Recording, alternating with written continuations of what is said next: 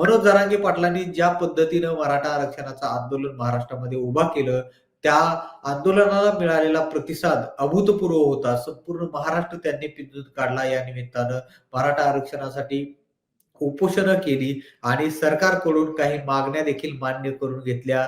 अर्थात अजूनही त्यांची लढाई सुरूच आहे. ते आंदोलन अजूनही थांबलेलं नाहीये. मात्र हे आंदोलन सुरू असताना कुठेतरी लोकसभेची निवडणूक यामध्ये आली आणि महाराष्ट्रामधली निवडणूक पूर्णपणे फिरवली आणि ही निवडणूक फिरवण्यामध्ये जरांगे पाटील फॅक्टरचा म्हणजे मराठा आंदोलनाच्या या फॅक्टरचा खूप मोठा रोल होता. 31 जागा महाविकास आघाडीला लोकसभेला मिळाल्या आणि महायुतीला खूप मोठा फटका हा या फॅक्टरमुळे बसला, खास करून मराठवाडा आणि पश्चिम महाराष्ट्रातल्या काही भागांमध्ये.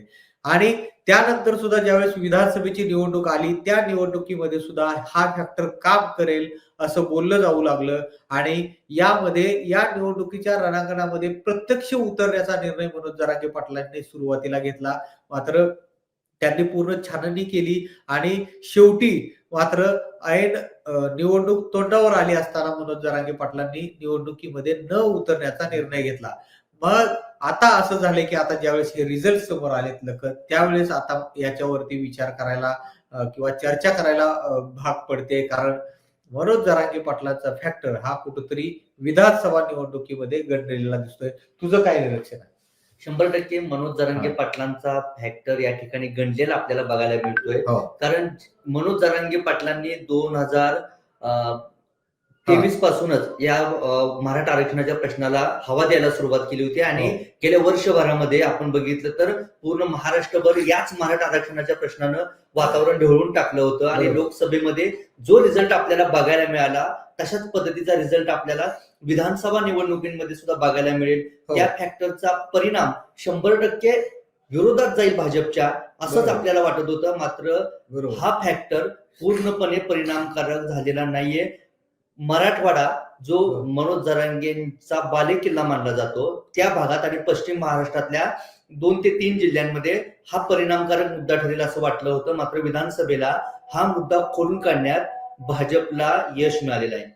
याला महत्वाचं कारण आहे ते म्हणजे भाजपची रणनीती. कारण भाजपनं आखलेली रणनीती आपण बघितली तर भाजपने 2 स्ट्रॅटेजीवरती यावरती काम केल्याचं आपल्याला बघायला मिळतंय. सुरुवातीला मनोज जरांगे पाटील यांच्या निशाण्यावरती होती भाजप आणि भाजपचे प्रमुख नेते असणारे महाराष्ट्रातले देवेंद्र फडणवीस. या 2 गोष्टींवरतीच मनोज जरांगे पाटलांचा दररोज निशाणा असायचा. प्रत्येक पत्रकार परिषदेतून फडणवीसांवरती हल्लाबोल असायचा. मात्र त्यानंतरही देवेंद्र फडणवीसांची भाषा ही सबुरीची असायची आणि याच वेळी मनोज जरांगे पाटलांच्या बद्दल भाजप एक वेगळी भूमिका मांडण्याचा प्रयत्न करत होतं. ते आपल्याला 2 टप्प्यात या ठिकाणी विचार करावा लागेल. भाजपनं जरांगे पाटलांना कसं टॅकल केलं ते आपण बघूयात. जरांगे पाटलांच्या बाबतीत आपण एक मुद्दा सुरुवातीला जाणून घ्यात. भाजपच्या रणनीतीचा पहिला मुद्दा, त्यामध्ये पहिला मुद्दा आहे देवेंद्र फडणवीसांचा संयमी स्वभाव. जरांगे पाटलांच्या प्रत्येक आक्रमक हल्ल्याला, मनोज जरांगे पाटलांच्या प्रत्येक टीकेला देवेंद्र फडणवीसांनी संयमानं परतावून लावलं. मनोज जरांगे पाटलांच्या मागून कुणीतरी बोलतंय, तुतारीचा वास येतोय, अशा पद्धतीने देवेंद्र फडणवीसांनी वक्तव्य करून आणि त्यांच्या सोबतचे जे प्रवीण दरेकर असतील, राम कदम असतील, इतर भाजपचे नेते असतील, त्यांनी अगदी देवेंद्र फडणवीसांच्याच वक्तव्याचा आशय घेत त्यांनी मनोज जरांगे पाटलांचा हल्ला परतवून लावायला सुरुवात केली. म्हणजे देवेंद्र फडणवीसांना संयमानं उत्तर देण्याचा जो भाजपचा प्रयत्न होता तो कुठेतरी एका बाजूने प्रयत्न सफल होताना दिसत होता, तर दुसरीकडे त्याच बाजूला भाजपची आणखी एक फळी होती जी जरांगे पाटलांवर तुटून पडत होती. त्यामध्ये प्रवीण दरेकर असतील, गोपीचंद पडळकर असतील, आशिष शेलार असतील, राजेंद्र राऊत असतील, ही 3-4 मंडळी जी होती ती 3-4 मंडळी जरांगे पाटलांवर थेट तुटून पडत होती. मात्र भाजपला लक्षात आलं की थेट हल्ला करण्यानं भाजपचंच नुकसान होतंय. याच उदाहरण सांगायचं तर आता तुम्ही म्हटल्याप्रमाणे राजेंद्र राऊतांचं उदाहरण, जर भाजपच्या तिकिटावर राजेंद्र राऊत लढले किंवा कमळाचं चिन्ह घेऊन लढले तर तिथं फटका बसू शकतो. याचाच म्हणजे दाखला घेत त्यांनी भाजपचं कमल न घेता धनुष्यबाणावरती राजेंद्र राऊतांना लढायला लावलं. याचा अर्थ भाजपनं त्यांच्या रणनीतीमध्ये बदल केला. दुसरीकडे जरांगे पाटलांनी रणनीती बदलली नाही. फक्त भाजप एक भाजप, फडणवीस एक फडणवीस हा एकमेव अजेंडा ठेवत त्यांनी टीका सुरू केली आणि भाजपला जरांगे पाटील हे महाविकास आघाडीच्या बाजूने बोलतायत, हो. त्यांचाच मुद्दा रेटतायत, अशा हो. पद्धतीची भूमिका जनतेसमोर मांडण्यात भाजप यशस्वी ठरली असंच आपल्याला या ठिकाणी म्हणावं लागेल. एक्झॅक्टली लखन, खूप महत्वाचा मुद्दा तू मांडलायस. आणि याच्यामध्ये दुसरा एक पॅरलली जो तुझ्या मुद्द्याला जोडून एक मुद्दा येतो, तो म्हणजे ज्या पद्धतीनं तू जसं सांगितलंस की भाजपचे जे ज्येष्ठ नेते आहेत, म्हणजे वरच्या फळीतले नेते आहेत, त्यांनी कुठेतरी जरांगे पाटलांच्या या थेट विरोधाला त्यांच्या भाषेमध्ये उत्तर दिलं नाही. त्यांनी एक दुसरी फळी निर्माण केली त्याच्याशी. आणि पॅरलली एकीकडे आपण जर बघितलं तर ओबीसी नेत्यांची सुद्धा एक फळी जरांगेच्या विरोधामध्ये त्या ठिकाणी, म्हणजे अंतरवाली सराटीच्या वेशीवरती येऊन त्यांनी तिथं पॅरलली तशाच पद्धतीची आंदोलनं केली. हो. त्यामुळे कुठेतरी ओबीसी मताचं सुद्धा कन्व्हर्जन होण्यासाठी मदत झाली. आणि त्याचा फटका जो आहे तो त्याचा जो फायदा आहे तो कुठेतरी भाजप आणि महायुतीला झाल्याचं दिसून आलं. आणि याचाच परिणाम म्हणजे बघा, आकडे सुद्धा आतापर्यंतचे खूप इंटरेस्टिंग आहेत की मराठवाड्यामध्ये आतापर्यंतचा जर कल आपण बघितला तर जवळपास 37 जागांवरती महायुतीला आघाडी मिळताना दिसते, तर महाविकास आघाडी ही 9 जागांवरती कुठेतरी आघाडीवर आहे. आणि इतर एक म्हणजे त्याच्यामध्ये मला वाटतं इम्तियाज जलील यांची ती सीट असावी. तर एवढ्या मोठ्या प्रमाणामध्ये तिथं भाजप आणि महायुतीला आघाडी मिळताना दिसून येते. तू सांगितला देवेंद्र फडणवीसांच्या मुद्दा तू खूप चांगल्या पद्धतीने विषद केला. याच्यामध्ये दुसरा एक महत्वाचा मुद्दा होता, तो होता एकनाथ शिंदेचा मुद्दा. की मनोज जरांगे पाटलांनी एका बाजूने देवेंद्र फडणवीसांवरती जरी टीका करायला सुरुवात केली असली तरी दुसऱ्या बाजूने ते एकनाथ शिंदेना मात्र त्यांनी एका व्यवस्थित सेफ झोन मध्ये ठेवलं होतं. त्यांच्यावरती म्हणजे सातत्यानं अशी टीका केली जात होती की मुख्यमंत्री एकनाथ शिंदे आहेत, परंतु तुम्ही टीका फडणवीसांवरती का करताय. तरी एवढं सगळं होऊनही त्यांनी एकनाथ शिंदे विषयीची जी आपली भाषा आहे ती किंवा भूमिका आहे ती फार सौम्य ठेवली. आणि मग त्याच्यामुळे एक परसेप्शन असं लोकांमध्ये गेलं असावं की याचा निशाणा हा भाजपला विरोध करणे असाच आहे. त्यामुळे लोकांनी मत देताना मग या फॅक्टरवरती कुठंतरी त्यांचं जे आहे ते कन्फ्युजन झालं असं म्हणावं लागेल. किंवा सरकारच्या ज्या योजना आहेत, मराठवाड्यामध्ये खूप चांगले कार्यक्रम घेतले महायुतीनं. अर्थात या निवडणुकीमध्ये देवेंद्र फडणवीस हे मराठवाड्यामध्ये खूप कमी गेले, हो. म्हणजे नाही गेले असं म्हटलं तरी चालेल, एवढं ते कमी गेले. आणि लोकलचे जे महायुतीचे लीडर आहेत ते त्यांच्या जागेवरती थांबून त्यांनी व्यवस्थित मायक्रो प्लॅनिंग करून आपल्या जागा व्यवस्थित पद्धतीने खेचल्या. आणि त्यामुळे मराठवाड्यामध्ये महायुतीला हे यश मिळताना दिसतंय. निलेश सर, तुम्ही आता म्हटल्याप्रमाणे हे बातमी मागची बातमी झालेली असली तरी सुद्धा भाजपच्या रणनीतीला मनोज जरांगे पाटलांनीच मदत केल्याचं एका प्रत्यक्ष उदाहरणातून मी तुम्हाला सांगू शकतो या ठिकाणी. मनोज जरांगे पाटलांनी सांगितलं की मी नाईलाजास्तव राजकारणात उतरतोय, बरोबर, मी स्वतः मैदानात उतरणार.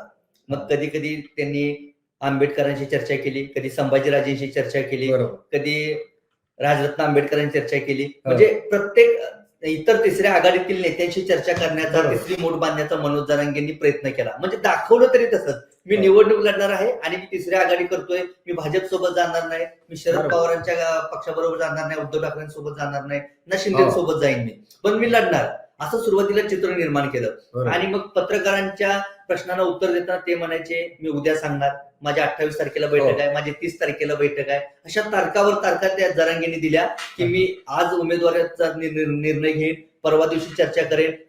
ज्या दिवशी शेवटचा फॉर्म काढण्याचा दिवस होता, अगदी त्या दिवशी रात्रभर जरांगे पाटलांनी बैठकांचं सत्र लावलं, प्रत्येक मतदारसंघाची चर्चा केली आणि त्यानंतर दुसऱ्या दिवशी सांगितलं की मी निवडणूक लढणार नाही, तुम्ही अर्ज माघारी घ्या. याचाच अर्थ काय झाला, देवेंद्र फडणवीसांना, भाजपला, महायुतीला जे अपेक्षित होतं तो अजेंडा सेट करण्यासाठी जरांगेंनीच मदत केली. कसं तर गोपीचंद पडळकर, लक्ष्मण हाके म्हणत होते की जरांगे लढणार नाहीत, लढण्याला दम लागतो. अशा पद्धतीत लक्ष्मण हाके मनोज जरांगेंना आव्हान देताना आपल्याला दिसायचे. आणि अगदी तसंच घडलं. मनोज जरांगे पाटलांनी ऐनवेळी माघार घेतली आणि भाजप आणि महायुतीला जे जनतेसमोर मांडायचं होतं की हे महाविकास आघाडीला मदत करतायत, हे लढणार नाहीत, अगदी तोच मुद्दा मनोज जरांगेंचा मदतीचा भाजपला फायदेशीर ठरला असं या निवडणुकीत दिसतंय आपल्याला. निश्चितपणे खरोखर हे इंटरेस्टिंग फॅक्ट आहेत. आणि हा कुठंतरी आता हे इतक्या मोठ्या प्रमाणामध्ये आकडे आल्यानंतर आता इथनं पुढच्या काळामध्ये सुद्धा हे पाहणं महत्वाचं असणार आहे की जरांगे पाटलांची आता भूमिका काय असणार आहे. क्लिअर कट दिसतंय की मराठा आरक्षणाच्या आंदोलनाचा जे बरेच लोक बरेच विश्लेषक अंदाज बांधत होते की मराठा आरक्षणाच्या आंदोलनाचा भाजपला सर्वाधिक फटका बसेल असं कुठंही होताना दिसून येत नाहीये. कारण आपण जर बघितलं काही विश्लेषकांनी असं सुद्धा सांगितलं होतं की महायुतीचं सरकार राज्यात येईल, मात्र महायुती त्याच्यासाठी अशी फिल्डिंग करते की त्यांनी मराठवाडा हा भागच वगळून दिला, त्यांनी त्याच्यावरती जास्त फोकस केलेला नाहीये. आणि विदर्भ असेल, मुंबई असेल, कोकण असेल किंवा नॉर्थ महाराष्ट्र असेल आणि पश्चिम महाराष्ट्रातला काही भाग असेल, या भागावरती ते फोकस करून आहेत आणि तिथल्याही जागांच्या बळावरती ते सत्तेत येऊ शकतात अशी त्यांची गणित आहेत. मात्र आपण जर बघितलं तर आता मराठवाड्यामध्ये सुद्धा महायुती हा सर्वात मोठा म्हणजे पक्ष ठरलेला आहे आणि जवळपास म्हणजे 75 ते 80% जागा मराठवाड्यातल्या सुद्धा त्यांनी आपल्या बाजूने खेचलेल्या आहेत. अनिल सर, या ठिकाणी जरांगे पुढे काय करतील यावर आपण शेवटाकडे चर्चा करूया. मात्र लोकसभेप्रमाणे विधानसभेला जरांगे फॅक्टर का गणला याची चर्चा करत असताना आपल्याला एका मुद्द्याचा आवर्जून उल्लेख करावा लागेल, तो म्हणजे मराठा समाजाचा. जरांगे म्हणत होते की मराठा समाज माझा मायबाप आहे, मराठा समाज जे सांगेल ते मी करणार. आणि प्रत्येक वेळी ते बोलायचे, आंदोलन असेल, सभा असेल किंवा पुढची दिशा ठरवणं असेल, बरोबर, या प्रत्येक गोष्टीत मराठा समाजाची ती बैठक घ्यायची आणि बोलायचे. मात्र आपण या ठिकाणी एक फरक या ठिकाणी लक्षात घ्यावा लागेल, लोकसभेचा आणि विधानसभेचा. लोकसभेचा मुद्दा आणि विधानसभेचा मुद्दा हा वेगळा असतो, हे आपल्याला नव्यानं सांगण्याची गरज नाही. मात्र लोकसभेला असलेले प्रत्येक मुद्दे विधानसभेला चालले नाहीत असं कधी होत नाही. मात्र या निवडणुकीत मात्र प्रत्येक मुद्दा भाजपनं हाणून पाडलेला आहे, प्रत्येकावरती भाजपने तोडगा काढलेला आहे. ते कांद्याचा असो, सोयाबीनचा असो, मराठा आरक्षणाचा असो, जे हरियाणामध्ये केलं जादू भाजपनं, तीच जादू 100% महाराष्ट्रात भाजपची चाललेली आहे. मात्र याला आणखी एक आपल्याला कांगोरा या मुद्द्याचा घ्यावा लागेल, तो म्हणजे मराठा फॅक्टरच्या दुसऱ्या बाजूचा. जरांगे हा मराठा फॅक्टरचा पहिला भाग झाला, पहिली बाजू झाली नाण्याची. दुसरी बाजू आहे मराठा समाजातील नेते. आता आपल्याला मराठा समाजातील नेते म्हटल्यावर मराठा समाज इथला प्रस्थापित आहे राजकारणातला.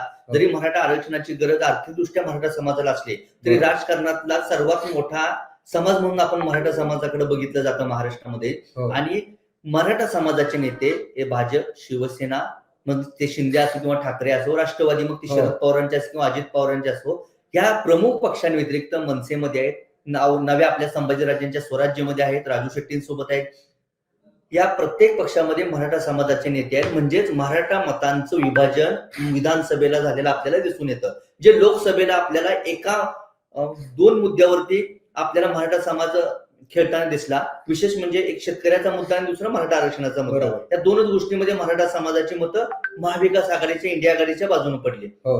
विधानसभेला काय झालं, विधानसभेला एकाच मतदारसंघात मराठा समाजाचे 2-3 नेते उभे राहिले, तेही वेगवेगळ्या पक्षाकडून उभे राहिले. असे काही नेते होते जे मराठा समाजाचे होते, मराठा समाजात त्यांचं खूप मोठं वलय होतं आणि ते अपक्ष राहिले, अशी उदाहरणं आहेत. आणि निश्चितपणे मराठा समाजाची मतं विभागली गेली आणि जो नेता आपल्याला जवळचा वाटतो अशा नेत्याच्या बाजूला ती मराठा समाजाची मतं त्याच्या पारड्यात पडली. आता यामध्ये दुसरा मुद्दा असा आहे की मराठा समाजानं जरांगेंचं ऐकलं नाही का?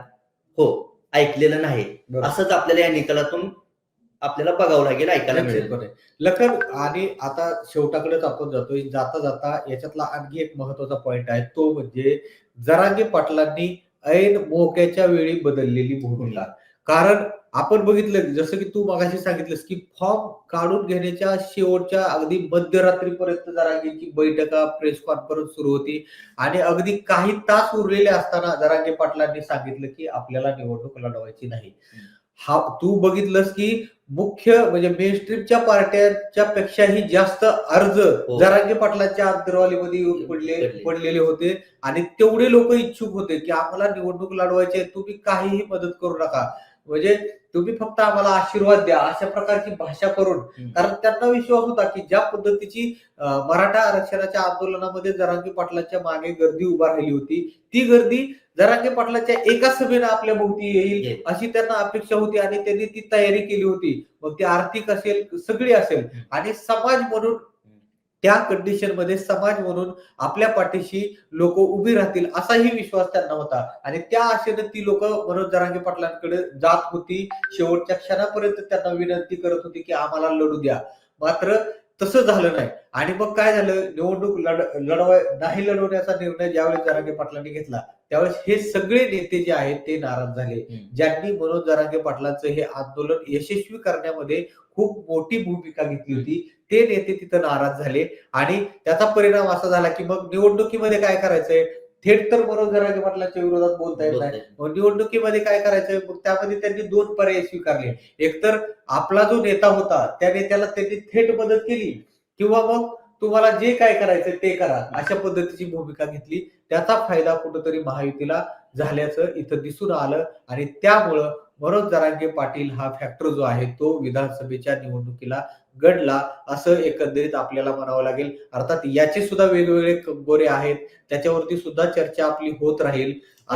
शेवटाकडे जाताना मनोज जरांगे पाटलांची निकालाआधी कालची प्रतिक्रिया होती की मी सरकार कोणते येऊ द्या, गुडघे टेकायला लावेल, कुणाच्या बापाला भेट नाही. म्हणजे मनोज जरांगेंची भाषा अजून कायम आहे. ते आमरण उपोषण करणार आहेत. सरकार आल्यानंतर, स्थापन झाल्यानंतर मी नवीन तारीख देईन तुम्हाला त्याच बैठकीची आणि त्या बैठकीत आम्ही आमरण उपोषण करू, ते अंतरवाली सराटीत करू, राज्यभरातील मराठी येतील अशा पद्धतीचं त्यांनी आंदोलनाची नव्या घोषणा केलेली आहे. नवी तारीख मिळेल, परंतु मनोज जरांगेंचं आंदोलन पूर्वीसारखं पुन्हा एकदा उभं राहील का याबद्दल मात्र साशंकता आहे. निश्चितपणानं लखन आता म्हणजे तसं तर जरांगे पाटलांची 6-7 उपोषणं झाली. प्रत्येक त्यांच्या 2-3 उपोषणानंतर प्रत्येक उपोषणावेळी अशी चर्चा होती की आता जरांगे पाटलांची चर्चा एवढी होणार नाही. मात्र प्रत्येकच उपोषणाला, त्यांच्या प्रत्येक आंदोलनाला मराठा समाजानं तेवढ्याच तोलामोलानं साथ दिलेली आपण बघितले. आता मात्र हे आकडे समोर आल्यानंतर ही इलेक्शन, कारण एक राजकीय भूमिका घेऊन जरांगे पाटील बाहेर पडलेले आहेत. त्यामुळे आता ज्यावेळेस जरांगे पाटलाचं आंदोलन पुन्हा सुरू होईल त्यावेळेस त्याला किती रिस्पॉन्स मिळतो, त्याला किती लोक पाठिंबा देतात आणि जरांगे पाटलाच्या त्या भूमिकेसाठी किती लोक अजून मैदानात येतात हे पाहणं सुद्धा महत्वाचं असणार आहे. जाता जाता आठवण करून द्यायची मला, हरियाणामध्ये शेतकऱ्यांचा मुद्दा महत्वाचा होता, महाराष्ट्रामध्ये मराठा आरक्षणाचा मुद्दा तेवढाच महत्वाचा होता. अमित शहा जेव्हा महाराष्ट्रात आले होते तेव्हा त्यांनी त्यांच्या कार्यकर्त्यांना आणि पदाधिकाऱ्यांना सांगितलं होतं, ही सूत्रांची माहिती आहे की तुम्ही मराठा आरक्षणावर बोलू नका, मराठा आरक्षणाचा प्रश्न आणि मनोज जरांगेंना देवेंद्र फडणवीस हँडल करतील. अमित शहांचा तो कानमंत्र भाजपवाल्यांनी पाळलेला दिसतोय आणि त्याचाच परिणाम आपल्याला भाजपला हे एक हाती सत्ता मिळवण्याच्या दृष्टीनं मिळालेलं हे यश हे त्याचंच फलित आहे असं मला वाटतंय. निश्चितपणानं, कारण ज्या पद्धतीनं मनोज जरांगे पाटील भाजपला टार्गेटवरती घेत होते आणि असं बहुतांश विश्लेषक सुद्धा आपल्या विश्लेषणामध्ये सांगत होते की जरांगे पाटलांच्या आंदोलनाचा, जरांगे पाटलांच्या फॅक्टरचा सगळ्यात जास्त फटका हा भाजपलाच बसेल. मात्र तसं होताना कुठेही दिसत नाही. मनोज जरांगे पाटलांचा जो फॅक्टर आहे तो महाविकास आघाडीच्या पथ्यावरती पडलेला यावेळेस मात्र दिसून आलेला नाही, जो की लोकसभेला खूप मोठ्या प्रमाणामध्ये दिसून आला होता. या लाईव्ह मध्ये आपण जरांगे पाटलांच्या फॅक्टरवरती चर्चा केली. मुंबई तकच्या युट्यूब चॅनलवरती आणखी वेगवेगळे लाईव्ह सुरू आहेत, त्यामध्ये सुद्धा वेगवेगळ्या अंकानं चर्चा होते, विश्लेषण होते. महायुतीच्या या पराभवात, महाविकास आघाडीच्या या पराभवाचं चिंतन होताना दिसून येत आहे. त्यामुळं त्या गोष्टींकडे सुद्धा आपलं लक्ष असणार आहे. वेगवेगळ्या पक्षांची आता सेलिब्रेशन सुद्धा सुरू झालेली आहेत, ते सुद्धा आपण बघणार आहोत. तुर्तास हे लाईव्ह पाहिल्याबद्दल तुमच्या सगळ्यांचं धन्यवाद आणि तुम्ही जर अजून मुंबई तकला सबस्क्राईब केलं नसेल तर लगेच सबस्क्राईब करून घ्या. या लाईव्ह मध्ये आम्ही इथं थांबतोय. धन्यवाद.